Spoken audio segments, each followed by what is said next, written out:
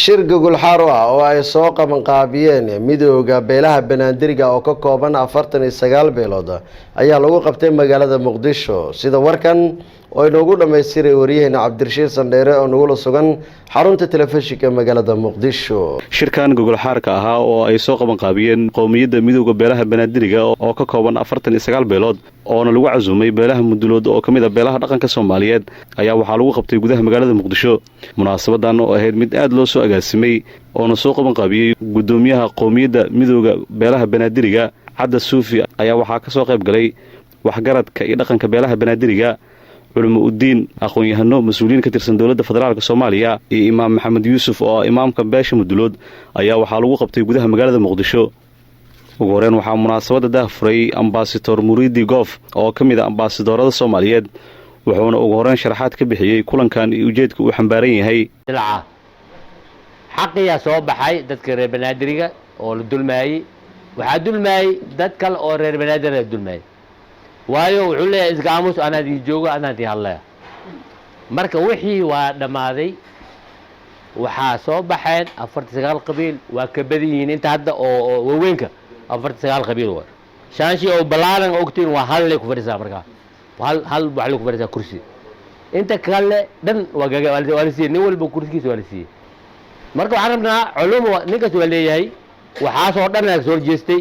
dadka banaadiga soo jeesteen بنادر ووصل بلارنتا إلا كسمايو جول جماعي دكان دانكاس ودقين كالكوليشن مكين سمي هذا محمرونا لو ملين يستع بقول مرونا يحوغا guddoomiyihii hore ee degmada Shingaani Cali Xamari iyo Nabadon Jeelani oo kamid ah dhaqanka Soomaaliyeed ayaa labadaba waxa ay goobta ka sheegeen in beelaha banaadiriga xilligan ay hurdada ay ka kaceen ayna u baahan yihiin in dhigooda ay wax la qaybsadaan Shingaani wax ka maqan male odayaasha mataqaanaa maanta halkan fadhiya reer xamar oo 49 qabiil ah yaa imaan waxa dhacday in 9 qofood oo 4 xamar iyo 5 Shingaani ay yihiin oo beentooda ay ahayd maanta halkan waxa ka cadeynaya anigoo Cali Cumar Abuukar Shaamo oo Amuudi ah waxaan ka cadeynayaa in mataqaanaa meeshan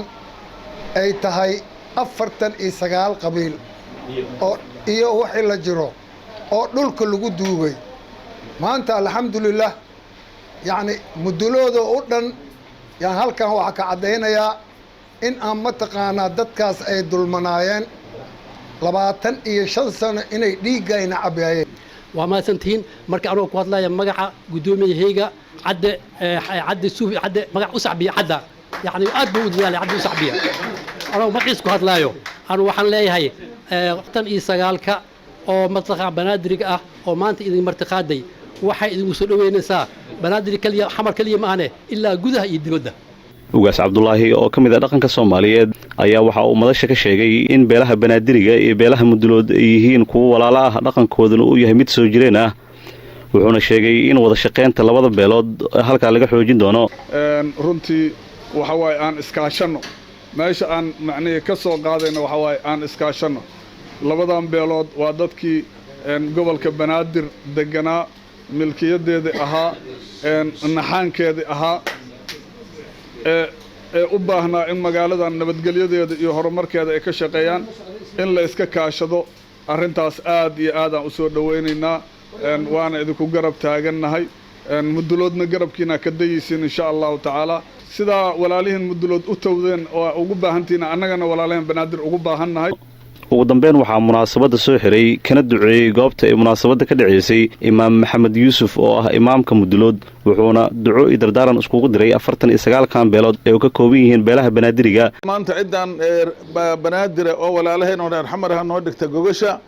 anaguna waa ka soo qayb galnay wax macquul ahayna noo sheegtay tii u xigtana waxay tagi doontaa heer mudulood agtooda ay taalaa sida la sheegay horta idinku waa ku mahadsantihiin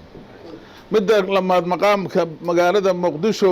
umba banaadir maqaamka Muqdisho waa naga maqan yahay kaligayna maahana ubad badan oo naga maqan yahay laakiin umada uu ka maqan yahay horseeduna gobolada waxa haayana waa inkaartayna Allah marsiyo wixii qaloocan Allah naga haayo ilaahay idinkiisa waxaana rabaa hadanahay lamadayna qole iyo wixina soo kaashado kitaabka ilaahay iyo sunnada nabiga inaan gacanta ku qabsano wax walba ka korbarayna